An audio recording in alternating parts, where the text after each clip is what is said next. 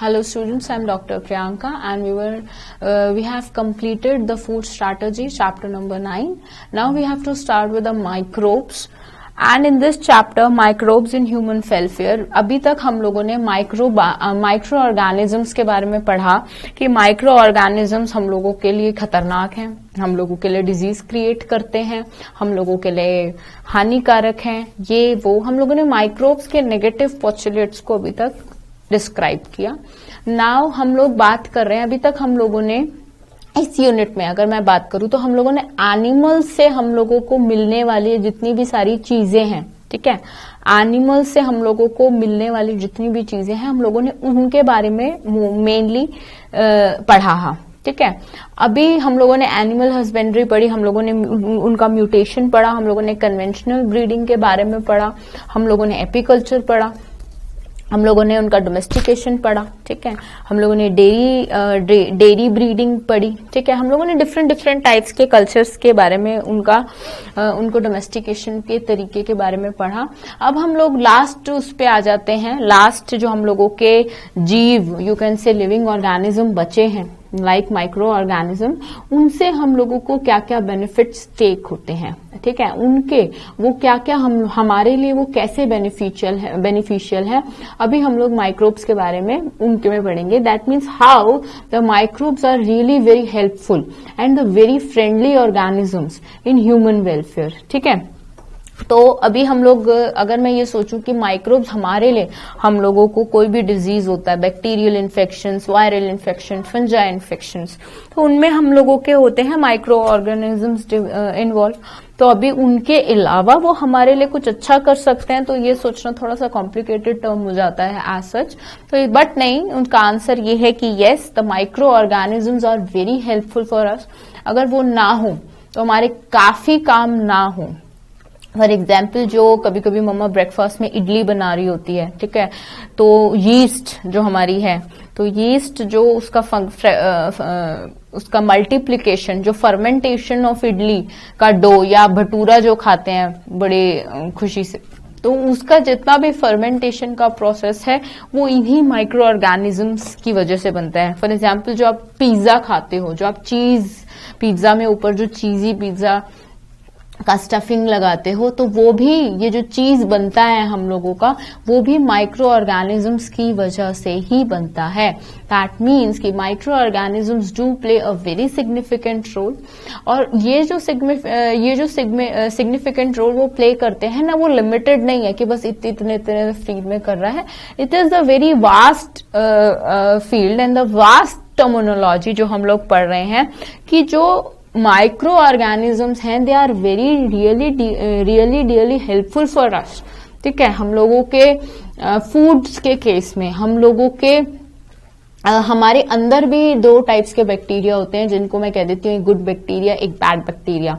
अभी good bacteria का काम होता है हमारे इंटेस्टाइन्स को साफ करना. साफ करने से क्या मतलब है? अभी कहोगे मैम भगवान जी ने हमारे अंदर भी कोई बैक्टीरिया डाल रखा है. नहीं, हम लोग ये कहते हैं कि अगर वो बैक्टीरिया ना हो तो हम लोगों का जो स्टूल है वो हम लोग ज्यादातर कॉन्स्टिपेटेड रहेंगे. ठीक है, दैट मीन्स जो गुड बैक्टीरिया होता है वो वाटर की, दैट मीन्स डिहाइड्रेटिंग कॉम्पोनेंट हमारी बॉडी का, वो लूज नहीं होने देता और मैक्सिमम अमाउंट में हम लोगों का जो डाइजेस्टिव वर्क है वो स्मूथली होने में हेल्प करता है. जो आप बॉटल्स लाते होंगे अपने घरों में याकुल्ट की, या आप लोग बड़े खुशी के साथ योगर्ट खाते होंगे, ये इनके अंदर ये क्या है? ये माइक्रो ऑर्गेनिज्म से ही बना हुआ है. And the protein content of this food is very high. And IBS के पेशेंट्स की अगर मैं बात कर लूं, जिनमें बोलिक सिंड्रोम्स होते हैं, ठीक है, डाइजेशन बोलिंग सिंड्रोम्स होते हैं, उन पेशेंट्स को क्या होता है, बच्चे कुछ खाना वो डाइजेस्ट नहीं कर पाते हैं, उनको हाइपर एलर्जी होती है फूड कंटेंट से. फॉर एग्जांपल वीट कह दिया या कोई और कंटेंट हो गया, तो उस केस में वो अगर वो खा ही नहीं सकते हैं और अगर उनको किसी चीज की स्ट्रांग एलर्जी हो रही है, ठीक है, किसी को वीट से भी एलर्जी होती है, तो उस केस में क्या कर सकते हो आप? उस केस में आप उनको प्रोटीन कंटेंट करने के लिए ऐसे फूड्स को कर सकते हैं. तो there are many foods. So this is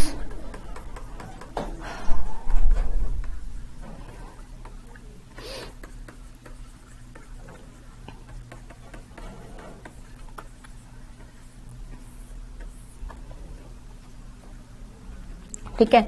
so there are many foods, ठीक है, जिन फूड्स को आप कंटेंट वाइज लेते हैं, कंटेंट वाइज यूज करके आप उनको अपग्रेड कर सकते हैं, और माइक्रो ऑर्गेनिजम्स इसमें वेरी सिग्निफिकेंट रोल कर रहे हैं। तो हमारी जो हमारी एनसीईआरटी है, ठीक है, वो हम लोगों को इन्हीं का बखान बता रही हैं कि microbes like bacteria and many fungi can be grow in the nutritive medium. और बेसिकली क्या है, माइक्रोब्स को आप वेरी इजीली किसी भी मीडियम पे ग्रो करा सकते हो। ग्रो कराने का क्या मतलब है, वेरी इजीली आप माइक्रोब्स को यू कैन से कहीं पे भी ग्रो करा सकते हो। कहीं पे भी ग्रो कराने का क्या मतलब है, कहीं पे भी ग्रो कराने का मतलब है यू कैन जैसे मैंने आपको दो मीडियम्स के बारे में बताया था, एक है आपका एनरिच्ड मीडियम, एक होता है आपका एनरिचमेंट मीडियम।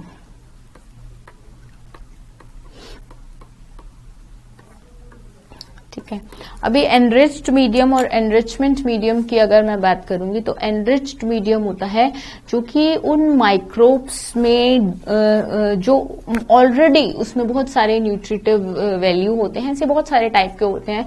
आप लोग आगे आगे पढ़ेंगे, मैकॉन्की हो गया, रॉबर्ट्स रूफ सॉल्यूशन हो गया, जिसमें माइक्रोब्स को इजीली ग्रो कराया जा सकता है।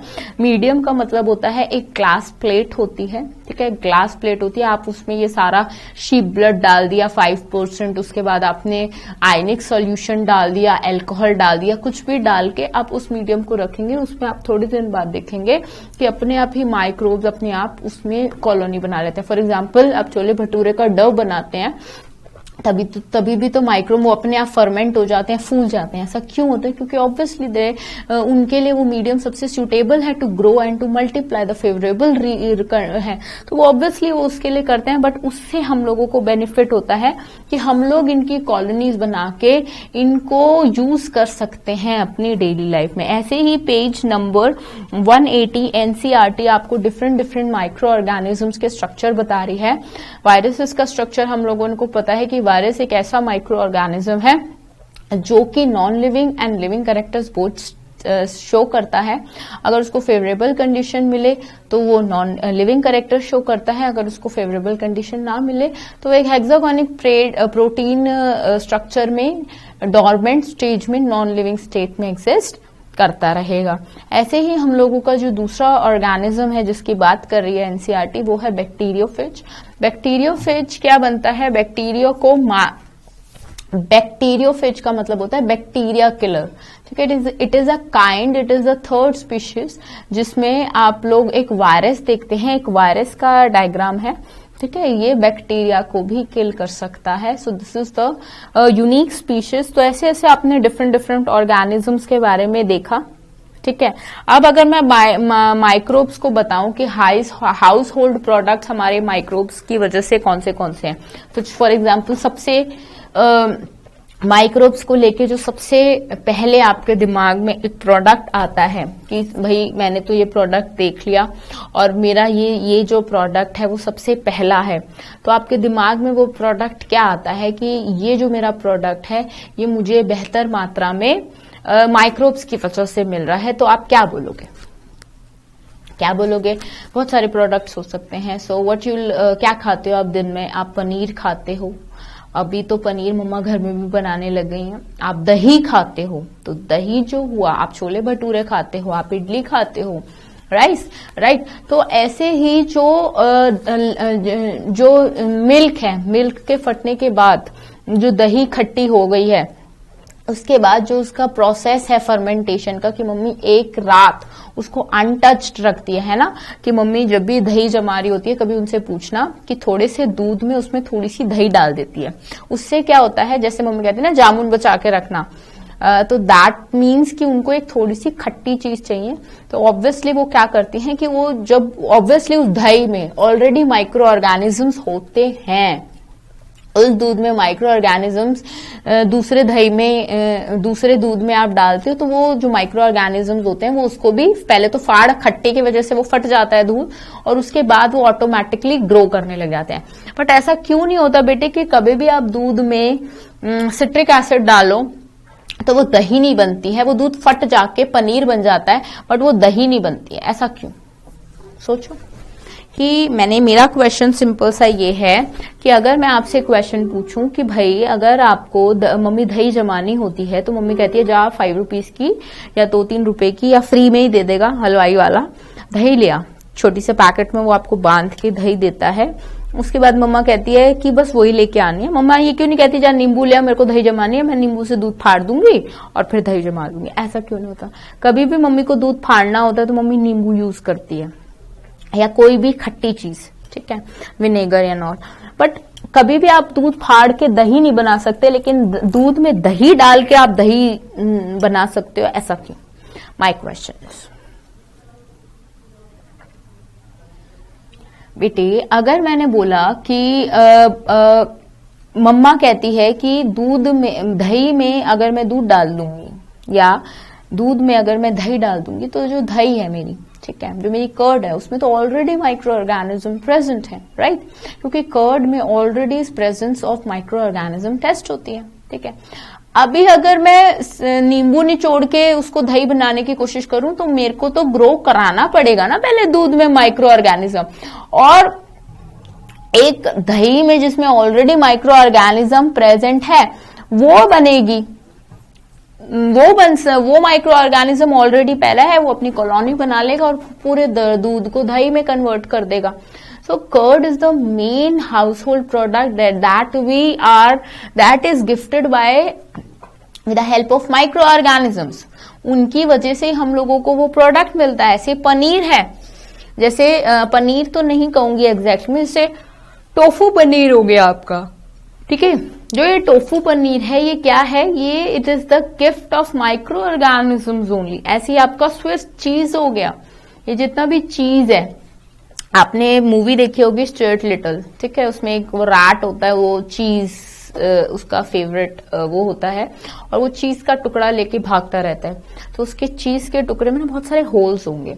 कभी भी ये चीज देखना, वो जो होल्स होंगे ना, दैट मीन्स कि उस पे उसके अंदर कोई ना कोई action and reaction and metabolic activity रही होगी। किसकी मेटाबॉलिक एक्टिविटी रही होगी? माइक्रो ऑर्गेनिज्म की। जैसे जैसे वो माइक्रो ऑर्गेनिज्म उस पर एक्ट किया होगा, वो चीज फैल के या फूल के वो इन अ स्पेसिफिक रेशियो में बदल गया होगा और चीज में कन्वर्ट हो गया होगा। तो अगर मैं बात करती हूँ मेनी हाउस होल्ड प्रोडक्ट्स की, तो ऐसा करते हैं, एक लिस्ट बना लेते हैं जिनकी वजह से माइक्रो ऑर्गेनिजम्स या माइक्रोब्स से हम लोगों को हाउस होल्ड प्रोडक्ट मिलते हैं।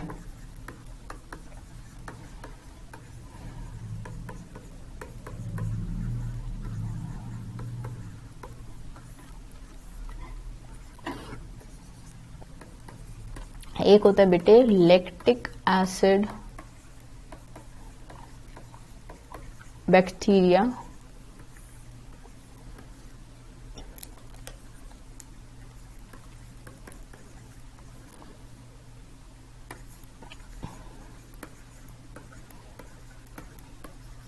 grown in milk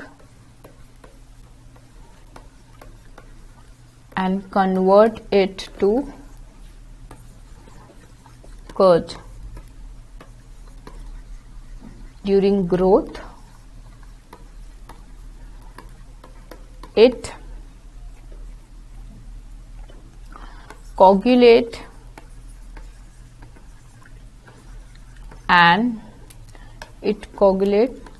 partially digest the milk proteins. जैसे ये आपका मिल्क है, ठीक है, इसके कुछ प्रोटीनिशियस स्ट्रक्चर है, ये आपने बैक्टीरिया डाल दिया, तो जितना भी मिल्क का प्रोटीन होता है इसको डाइजेस्ट करके जमता रहता है।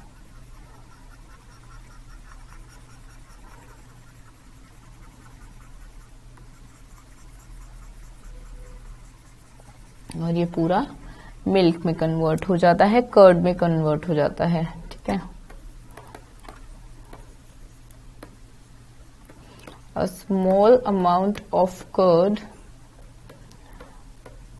added to the fresh milk as inoculum. Inoculum मतलब infection. ठीक है. और starter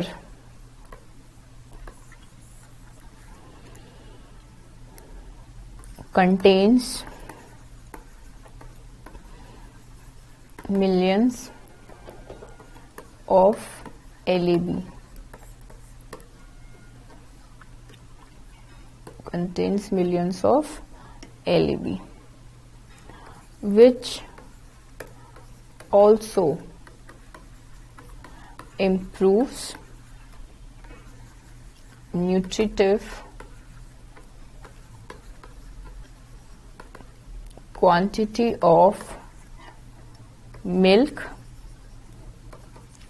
to curd, which is also good for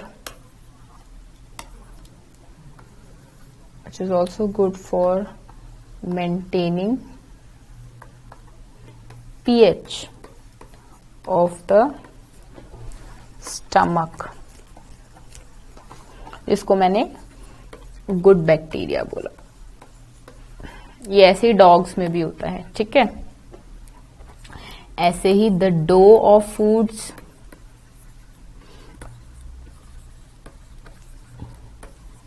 for making dosas and idlis is also fermented by bacteria. Is also fermented by bacteria.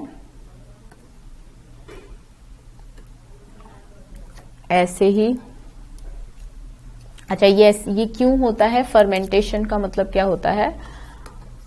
Fermentation का मतलब समझ लो, बहुत बच्चों को पता नहीं होगा. फर्मेंटेशन का मतलब होता है प्रोडक्शन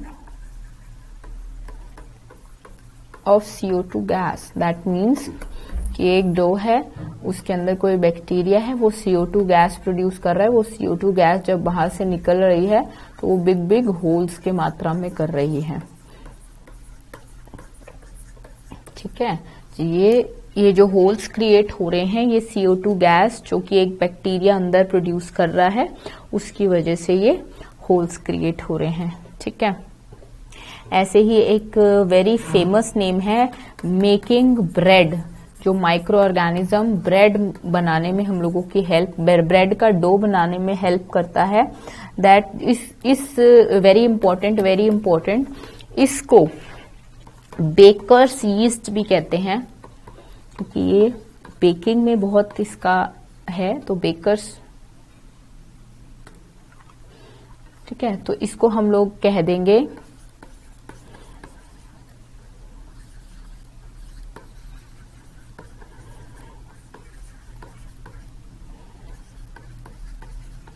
ठीक है, Saccharomyces cerevisiae. ठीक है. So that is the Saccharomyces cerevisiae is the baker's yeast which is help in making or fermenting bread. ठीक है. ऐसे ही माइक्रोब्स को डाला जाता है रेड वाइन में, जो आप मॉकटेल्स पीते हैं. ठीक है. मॉकटेल्स जो आप कंज्यूम करते हैं, ड्रिंक्स जो कंज्यूम्स करते हैं, एल्कोहल्स जो कंज्यूम्स करते हैं, तो माइक्रोब्स को उसमें भी डाला जा सकता है. ठीक है. और microbes also used to ferment fishes को गलाने के लिए यूज किया जा सकता है. फिशेस को सॉफ्ट बनाने के लिए, उनकी कर्टसी को सॉफ्ट बनाने के लिए यूज किया जा सकता है. ठीक है. ऐसे ही डिफरेंट वेराइटी ऑफ चीज can be obtained with the help of microbes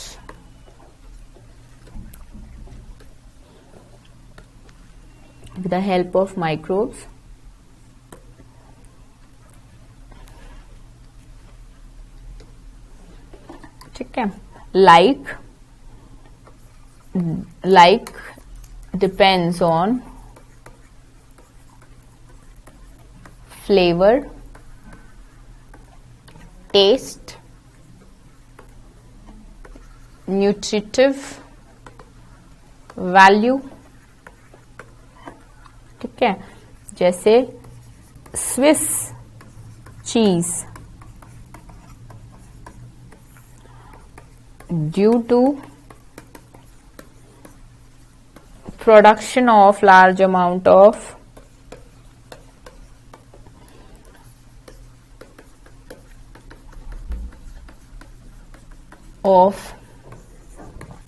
CO2 gas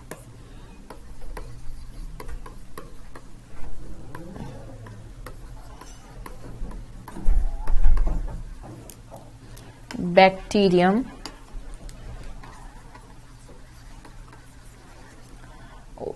large amount of CO2 gas by bacteria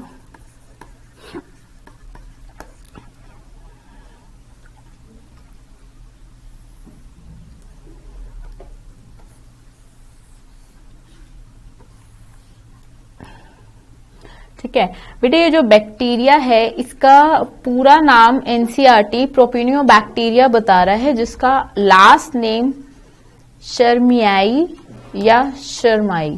you can write anything in this regard कि जो इसका लास्ट नाम बता रहा है वो शर्मानी के नाम से भी बता रहा है, शर्माई बता सकता है और शर्माई, because it is the Swiss और द फ्रेंच नेम. सो आप कुछ भी लिख सकते हो, बट इसकी जो स्पेलिंग है प्रोपिनियोबैक्टीरियम वो आपको बिल्कुल सेम लिखोगे. अगर ये नहीं लिखोगे तो नंबर नहीं मिलेंगे, और ये 1 to 2 मार्क क्वेश्चन में पूछ लेते हैं. वेरी फेमस क्वेश्चन, ठीक है, इसीलिए मैंने रेड कलर से स्टार्स भी बना दिए. ठीक है, सो दिस इज द है. एक और है जिसको बोलते हैं द रॉग. रॉकफोर्ट चीज. क्या फर्क होता है कि कौन सा बैक्टीरिया कितने अमाउंट का CO2 बना रहा है. ठीक है, अभी द रॉकफोर्ट चीज, ठीक है, the Roquefort cheese are ripened by growing specific fungi, जो कि रेड वाइन में भी यूज हो सकती है. Fungi used in them which gives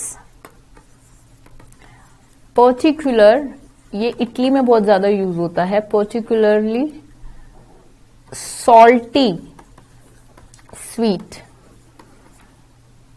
flavour.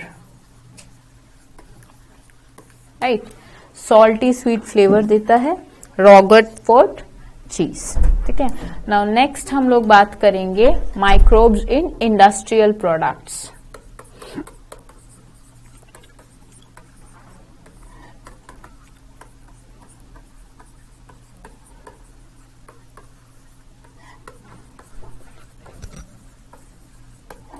Microbes in industrial products.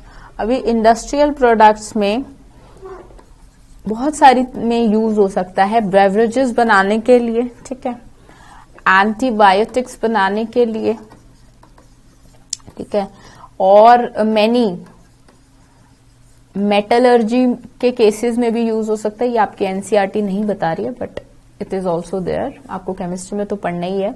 यानी मेटलर्जी के में भी आपके माइक्रोब्स यूज होते हैं. ठीक है, और मैनी प्रोसेसेस हैं जिसमें आपके माइक्रोब्स यूज होते हैं, लाइक केमिकल प्रोसेसेस जिसमें आपके माइक्रोब्स यूज होते हैं.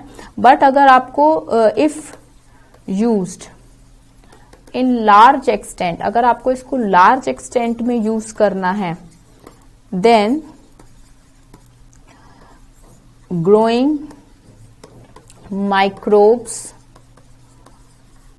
इन very very large vessels is called fermenters.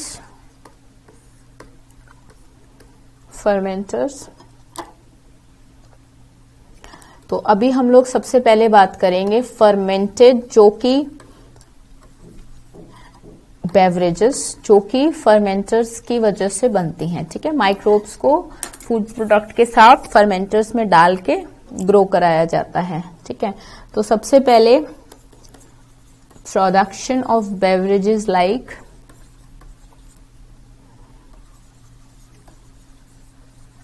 सबसे पहले तो आपका अल्कोहल हो गया। ठीक है, like wine, beer, brandy,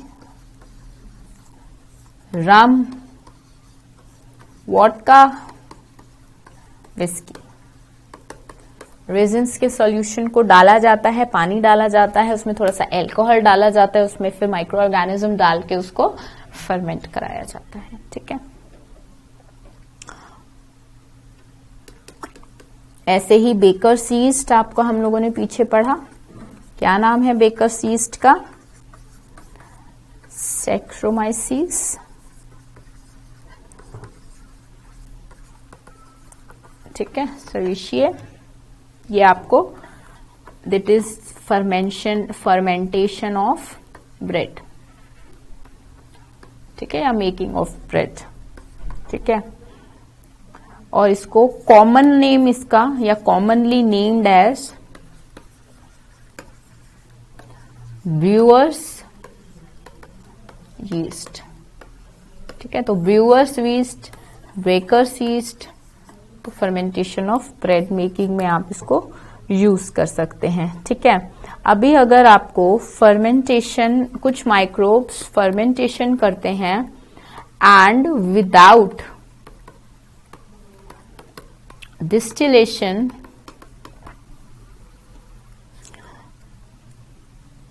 you can say with or without, even with or without distillation of alcohol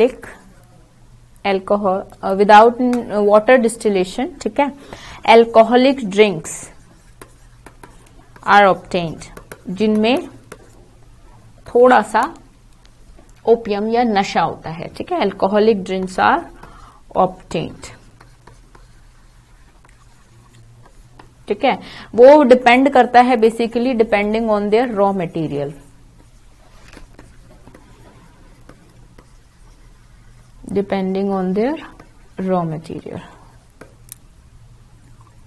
like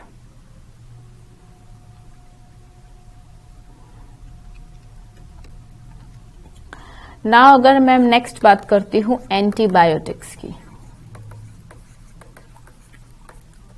antibiotics की, तो एंटीबायोटिक्स आर प्रोड्यूस्ड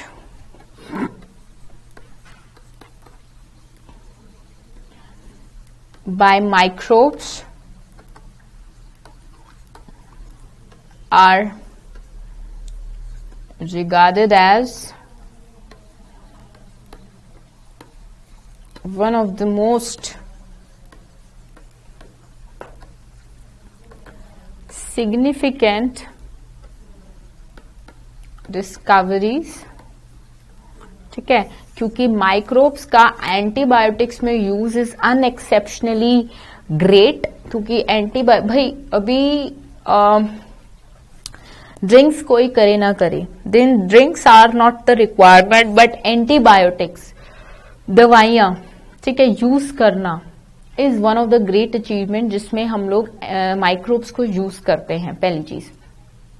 दूसरी चीज, ये जो एंटीबायोटिक्स हैं बच्चे, ये एंटीबायोटिक्स दो चीजों पे बेस्ड होती हैं। ठीक है, एंटीबायोटिक्स दो चीजों पे बेस्ड होने का क्या मतलब है कि वन साइड दे आर,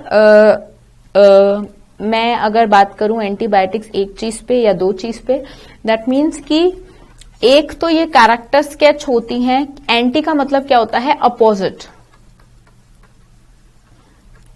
और बायोटिक का मतलब होता है माइक्रोब्स, मतलब कि opposite to the action of microbes. इनका फंक्शन होता है opposite to the action of microbes. That means they are produced by microbes and regarded as one of the most significant discoveries in the era, because antibiotics बनाने के लिए microbial use is very limited. ठीक है, उनका use करना, जैसे कहते हैं ना, लोहा ही लोहे को काटता है। दैट मीन्स कि द इन्फेक्शन जो इन्फेक्शन फैला रहे हैं वो ही इन्फेक्शंस के दवाइयां उनके प्रिवेंशन बनाने के लिए यूज हो रहे हैं।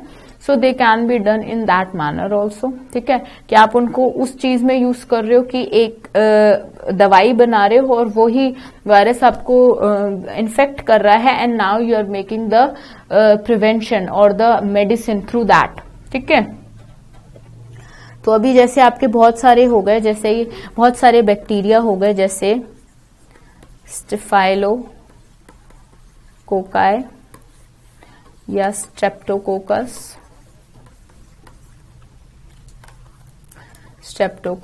या दो टाइप्स के और हो गए, पॉजिटिव बैक्टीरिया,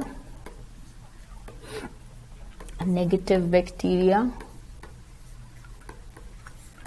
दो टाइप के हो गए, Streptococcus, staphylococcus, positive bacteria, negative bacteria. ठीक है, इसमें बहुत सारे टाइप्स के हो सकते हैं। ठीक है, बहुत सारे अनलिमिटेड टाइप्स के हो सकते हैं। दे आर सीरियसली यूज्ड, जैसे पेनिसिलिन हो गया।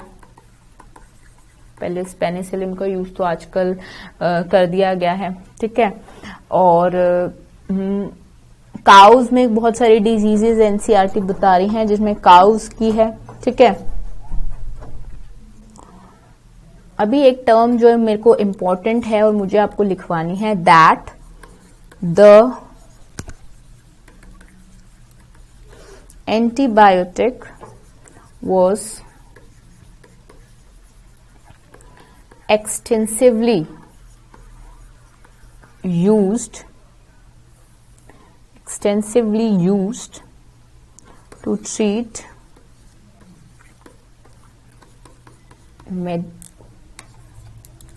American soldier in World War II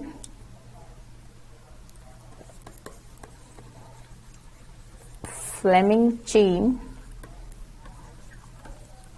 and Fleury are awarded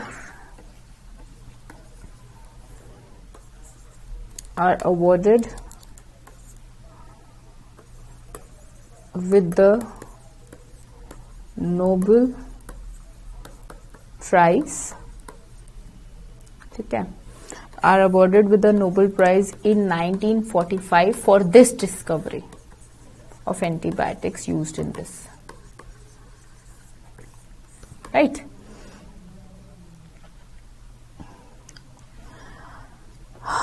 बहुत सारे पेनिसिलिन के बाद बहुत सारे एंटीबायोटिक्स आए। तो एक पेनिसिलिन आया, एक बेटे सबसे ज्यादा मुझे बताना है कि जितने भी कफ सिरप्स होते हैं ना, कि वूपिंग कफ सिरप्स, इनमें एंटीबायोटिक्स का बहुत तगड़ा रोल होता है। तो इनमें एंटीबायोटिक्स होते हैं। कभी कभी आपको पता है कि ये जो जितने भी वूपिंग कफ सिरप्स होते हैं, इनमें थोड़ा सा नशा होता है, नींद आने लगती है, क्योंकि इसमें थोड़ा सा ये अल्कोहलिक अपने आप ऑटोमेटिकली बन जाते हैं विद और विदाउट डिस्टिलेशन से, बाय द प्रोसेस ऑल्सो। ठीक है, कुष्ठ रोगियों के लिए जो जितने भी तेल वगैरह बनते हैं, ठीक है, या डिप्थीरिया के लिए जितने वैक्सीन्स बनते हैं, उनमें भी इनका थोड़ा सा अमाउंट प्रेजेंट होता है, ज्यादा ही अमाउंट इवन प्रेजेंट होता है। ठीक है, और जिसको कह सकते हैं काली खांसी। काली खांसी का मतलब होता है विदाउट एनी कफ। ठीक है, now chemical enzymes and other bioactive molecules, chemicals and enzyme and other bioactive molecules जो कि यूज होते हैं, ठीक है, as a antibiotic. For example, bottled juice bottle juices हो गए, आपके जितने भी स्प्लैशेस होते हैं, जो आप स्प्लैशेस कहते हैं ना, स्प्लैशेस, ऐसे ही इसमें से कुछ मैं नाम बता देती हूँ। एस्परजिलस, ठीक है, रिगर, ये खट्टा करने के लिए, सिट्रिक एसिड प्रोडक्शन के लिए पहला। दूसरा है आपका एसिटोबैक्टर एसिटाई, नाम से ही पता चल रहा है प्रोडक्शन ऑफ एसिटिक एसिड, जो कि विनेगर वगैरह में, चाउमीन वगैरह में जो आप खाते हो, एसिटिक एसिड्स, स्पेशली चाइनाज में जितने भी, ये आप जो अजीनोमोटो खाते हो ना इन केस ऑफ पिज्जा, तो अगर आप उसको पानी में डाल के एक मीडियम के तौर पे रखें तो सबसे पहले ये वाला बैक्टर ग्रो कर जाएगा। ऐसे ही आपका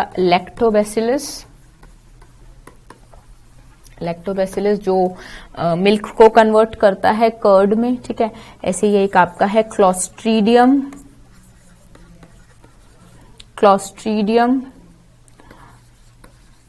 ब्यूटीलिसियम, ये बेसिकली क्लोस्ट्रीडियम से आपकी टिटनाई कॉज हो सकती है, ये आपके एनसीईआरटी में नहीं लिखा, और इससे आपकी सिफिली भी कॉज हो सकती है, genital disease, mail genital disease भी कॉज हो सकती है, ठीक है।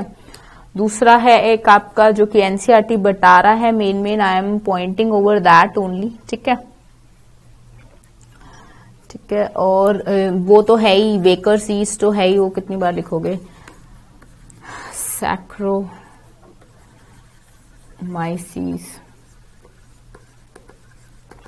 ठीक है, ये तो है ही आपकी कमर्शियल प्रोडक्शन। अभी ये एक और चीज में यूज कर सकते हैं आप इसको, डिटर्जेंट फॉर्मेशन में भी आप इसको यूज कर सकते हैं, ठीक है। और ये उसमें डिटर्जेंट फॉर्मेशन में एंजाइम्स का रोल प्ले करती हैं, ठीक है। Speed up the chemical reactant, act as a enzyme और catalyst, helpful in removing oil stains, ठीक है, या कोई भी स्टेन्स हो गए उनको भी रिमूव करने में सक्षम होती हैं। स्ट्रेप्टोकाइनेज हो गया, स्ट्रेप्टोकोकस हो गया, स्ट्रेप्टोकाइनेज, स्ट्रेप्टोकोकस, ये दोनों हो गए, ये आपके प्रेजेंट होते हैं ब्लड वेसल्स ऑफ पेशेंट्स, अगर इनमें डाल दिए जाएं, जो कि मायोकार्डियल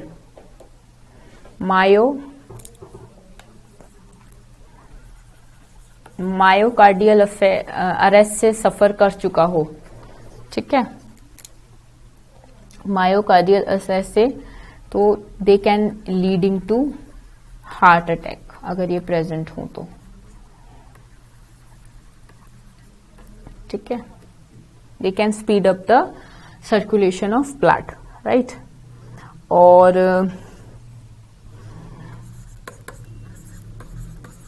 मोनास्कस परसेक्सस, ठीक है, ये जो माइक्रो ऑर्गेनिज्म है बेसिकली, ये this enzyme responsible, this is the enzyme, this is the, you can say inhibiting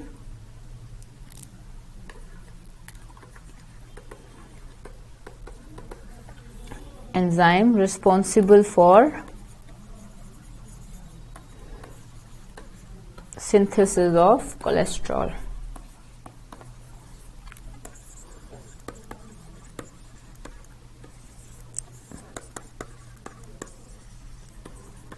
trichoderma polysporum,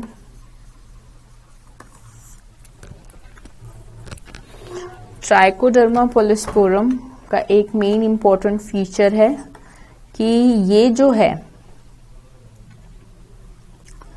it is used, it is called a sewage cleaner or helpful in treatment of sewage, right? ऐसे ही हम लोग अब next पे आते हैं, microbes in sewage treatment plant. बेटे अब हम लोगों को ये तो पता चल ही गया है कि माइक्रोब्स के डिफरेंट डिफरेंट फीचर्स क्या हैं, माइक्रोब्स के डिफरेंट डिफरेंट फंक्शंस क्या हैं। अब हम लोगों को ये जानना है कि माइक्रोब्स के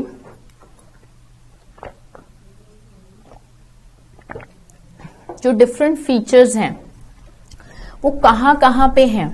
लाइक अभी माइक्रोब्स के different features sewage treatment plant के लिए भी है। सीवेज ट्रीटमेंट प्लांट का मतलब है कि माइक्रोब्स को आप फॉर एग्जांपल यमुना रिवर है, ठीक है, अभी यमुना रिवर में आप देख रहे हैं कितना गंदा है। अभी एक अभियान स्टार्ट हुआ था कि यमुना मिशन, ठीक है, यमुना को क्लीन करने के लिए, या ऐसे ही आप मुंबई चले जाते हैं तो मुंबई के क्लीन करने के लिए आप डिफरेंट डिफरेंट तरीके करते हो कि यहाँ पे बहुत गंदा हो गया है। तो इन द सेम मैनर में आप रिवर के अंदर अगर आप माइक्रोब्स का लेवल बढ़ा देते हैं, आई एम रिपीटिंग, अगर आप रिवर के अंदर माइक्रोब्स का लेवल इन अ वे बढ़ा देते हैं, दैट मीन्स कि जो ये जितने भी माइक्रोब्स हैं ये इको फ्रेंडली बैक्टीरिया को क्रिएट कर देते हैं और जितने भी टॉक्सिक्स पार्टिकल्स हैं उनको डाइजेस्ट कर सकते हैं। They have the tendency to perform the metabolic chemical reactions over any the toxic compound, poison compound, और उसको एक नॉन बायोडिग्रेडेबल चीज को एक बायोडिग्रेडेबल चीज में लेके आ सकते हैं। So you can say that कि these all micro organisms are making the rivers clean. Clean से क्या मतलब है, एक तो उसकी ऑक्सीजन वैल्यू बढ़ाना, ऑक्सीजन वैल्यू बढ़ाना, दैट मीन्स कि पानी के अंदर अगर जितनी ज्यादा ऑक्सीडेटिव वैल्यू ज्यादा होगी पानी उतना ही साफ होगा। That means the content of oxygen will be more in the river और any ocean, then the ocean will be more liable and preferable for the growth of plants and other marine organisms. But अगर वो नहीं होगा, that means कि जो